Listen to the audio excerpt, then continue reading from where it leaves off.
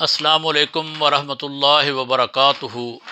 الحمد للہ وحدہ والصلاة والسلام علی من لا نبی بعدہ۔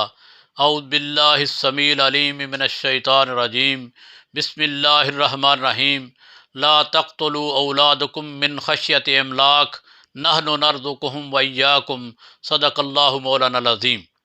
معزز سامعین و ناظرین حضرات، میں آج آپ کے سامنے اولاد کے حقوق کا چوتھا حصہ بیان کرنے جا رہا ہوں۔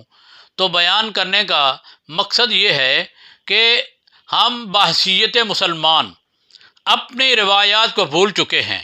بلکہ ہمارے اندر یہ چیز جنم لے رہی ہے کہ ہم نے اپنے ذہنوں میں یہ استوار کر رکھا ہے کہ ہم مغربی کلچر کی پیروی کریں، اور جب پیروی کریں گے تو ہماری دنیا کے اندر ایک پہچان ہوگی۔ مگر یہ بات غلط ہے۔ ہماری پہچان جو ہے وہ بحیثیت مسلمان اس طرح ہے کہ اللہ رب العزت کو، اللہ کے نبی کو اللہ رب العزت نے ارشاد فرما دیا کہ خالف الیہود والنصارى، کہ اے میرے نبی تم نے یہود و نصارہ کی مخالفت کرنی ہے۔ اگر مخالفت کرو گے تو تمہاری پہچان برقرار رہے گی، اگر تم ان کی پیروی کرو گے تو تم اپنی پہچان بھی بھول جاؤ گے۔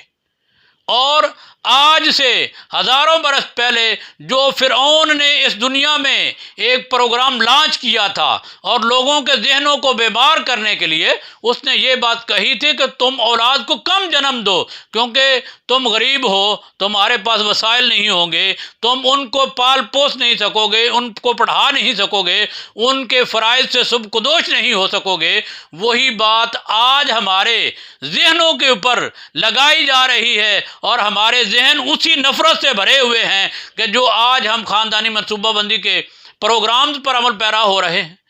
اس سے پہلے میرے بھائی، اللہ رب العزت نے 1400 سال پہلے یہ قرآن حکیم کے اندر ارشاد فرما دیا تھا کہ اے میری مخلوق، اے میرے بندو، کہ میں نے تم کو پیدا کیا، لا تقتلوا اولادکم من خشیۃ املاک نحن نرزقکم وایاکم، کہ تم جو بچوں کو جنم دیتے ہو اس کا رزق بھی میرے ذمے ہے اور تمہارا رزق بھی میرے ذمے ہے۔ جس طرح مشکوٰۃ المصابیح میں ایک روایت آتی ہے کہ نبی کائنات صلی اللہ علیہ وآلہ وسلم ارشاد فرماتے ہیں کہ جب بچہ 16 ہفتے کا ہو جاتا ہے، 4 ماہ کا ہو جاتا ہے، ابھی اس وجود کے اندر روح نہیں پھونکی جاتی، اس سے پہلے اللہ رب العزت فرشتے سے حکم کرتے ہیں کہ اے فرشتے، اس کا اچھا برا ہونا، اس کا رزق، اس کی موت، اس کی زندگی، یہ سب کچھ لکھ لے۔ اب بچے کے اندر روح نہیں پھونکی گئی، اس سے پہلے اس کا سب کچھ لکھ لیا گیا ہے، تو اس کا رزق اس وقت ہی اللہ نے فکس کر دیا۔ تو پھر ہم کون ہوتے ہیں کہ رزق کے بارے میں پریشان ہونے والے؟ اسی طرح اور دوسرے مقام پر اللہ رب العزت ارشاد فرماتے ہیں کہ وَمَا مِن دَابَّةٍ فِي الْأَرْضِ إِلَّا عَلَى اللَّهِ رِزْقُهَا، کہ دنیا کے اندر کوئی ایسا چوپایا بھی نہیں ہے، کوئی چرند پرند درند انسان ایسا نہیں ہے کہ جو رات کو بھوکا سوئے، بلکہ اس کے رزق کا ذمہ عرش معلیٰ کے مالک کے پاس ہے۔ تو جب حصول رزق کے لیے ہمارا کام ہے کوشش کرنا، اللہ رب العزت کہتے ہیں واللہ یرزق من یشاء بغیر حساب، اللہ رب العزت جسے چاہتا ہے رزق دیتا ہے بغیر حساب کے۔ جو اللہ رب العزت نے اپنے کنٹرول کے اندر احکامات رکھے ہوئے ہیں، اس میں سے ایک حکم اللہ رب العزت نے رزق کا بھی رکھا ہے۔ یہ رزق کا معاملہ کسی انسان کے ذمہ نہیں، بلکہ اللہ عرش معلیٰ کے مالک کے ذمہ ہے۔ اس نے جس کو پیدا کیا ہے اس کا فرض بنتا ہے کہ اس کو رزق دینا۔ اور میرے خیال میں کائنات کے اندر کوئی ایسی مچھلی بھی نہیں ہے جو رات کو بھوکی سوئی ہو، کوئی پرندہ ایسا نہیں ہے جو بھوکا سویا ہو، کوئی ایسی مخلوق نہیں ہے جو شام کو پیٹ بھر کر نہیں سوتی۔ خواہ اس دنیا کے اندر غریب لوگ ہی کیوں نہ ہو، لیکن اللہ رب العزت اس کو رزق ضرور پہنچاتا ہے، خواہ کسی وعدے کے ساتھ پہنچے۔ تو ہمیں اس بارے میں پریشان ہو کر ایسے معاملات یا ایسے مرحلے یا ایسے منصوبے اختیار کریں جو اللہ کی مرضی کے خلاف ہوں، تو گویا کہ اگر ہم ایسا کریں گے تو ہم اللہ کے حضور مجرم ٹھہریں گے۔ تو جو اللہ کا مجرم ہے اسے کائنات کی کوئی طاقت بچا نہیں سکتی۔ تو اولاد کے حقوق کے بارے میں اللہ رب العزت نے ارشاد فرمایا کہ اے انسان تو اپنے اولاد کو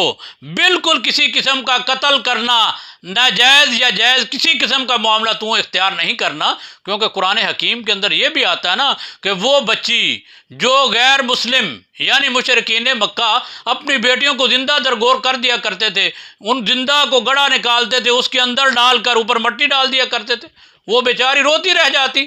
وہ کہا کرتی تھی ابو مجھ کو دفن نہ کرو، میں تو اسے روٹی نہیں مانگوں گی، میں تو اسے کپڑے نہیں مانگوں گی، میں تو اسے کسی قسم کی کوئی ڈیمانڈ نہیں کروں گی۔ لیکن وہ ظالم اور پتھر دل لوگ کیا سمجھتے تھے کہ ہمارے گھر میں بیٹی پیدا ہوئی ہے،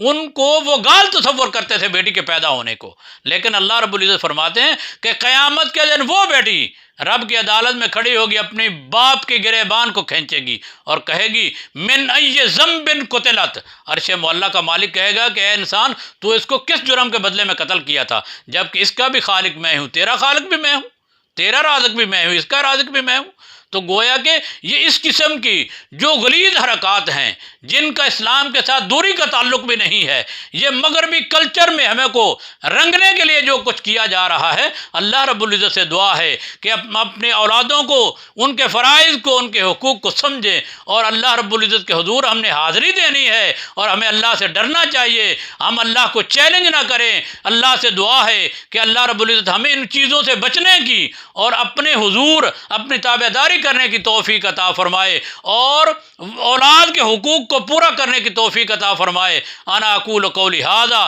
وآخر دعوانا الحمد للہ رب العالمین۔